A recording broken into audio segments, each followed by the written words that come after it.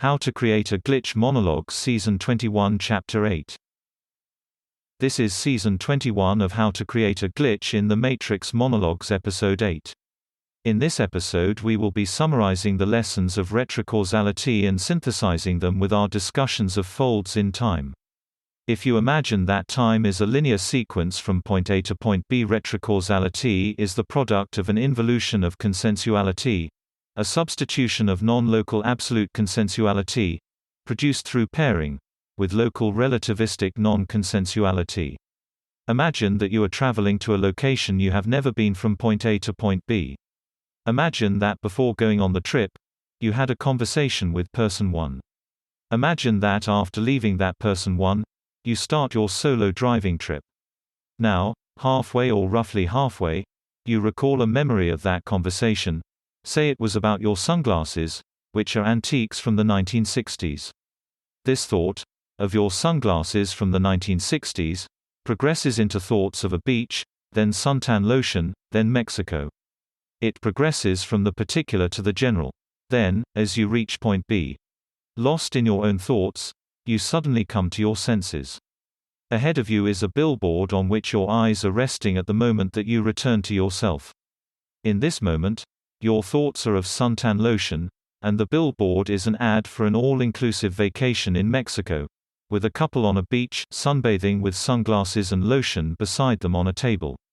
Now, the cause in fact was the billboard.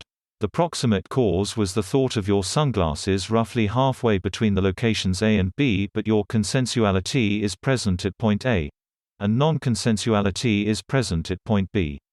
The proximate cause of the causal chain is the hinge or the center point of a fold in time. How does this explain it?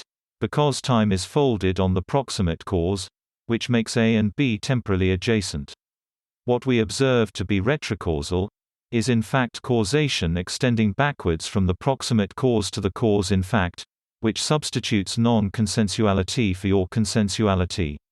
From this we can see that the consensual, non-local, is constantly being replaced, the non-consensual is constantly substituting itself for consensual. The time it takes for this substitution to occur is the correction time, as explained in How to Create a Glitch in the Matrix the Complete Series. Thus, spatially A and B may not be adjacent, but temporally, they are. In effect, the proximate cause, existing within your consensuality, within the folds created in ordinary time, is a hinge at the very limit of your reality. To visualize this example, draw a line from A to B. Now halfway across the line, write proximate cause above the line. Imagine causation traveling forward in time from A to B. Draw an arrow for causation. Now, fold the paper in half. If you were traveling forward still, and could see both sides of the paper, you would see causation is now traveling backwards from the proximate cause to the cause in fact. But it is also traveling forward to the proximate cause from point A in effect. These two forms of causation exist in tandem, whenever there is a glitch such as a retrocausal thought chain. The natural substitution of consensuality with non-consensuality occurs whenever we are not directly observing something. As it fades, consensuality involutes. This causes a fold in time, manifesting as bidirectional causality or retro-temporal causality moving forward to B. Thus, we can see how folds in time explain this peculiar form of bidirectional causality, through the linear passage through space.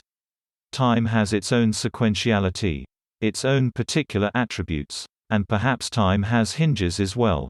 Finally, it is also important to note that consensuality is only non-local when it is involved with a retrocausal chain. The reversal of causality reverts the ordinary architecture of reality. Ordinarily, when causality is forward, consensuality is local and non-consensuality is non-local. This follows since we know that consensuality describes reality as it meets our expectations, and non-consensuality describes reality when it doesn't. That's the end of the podcast for today. If you enjoyed it, please like, comment, and subscribe.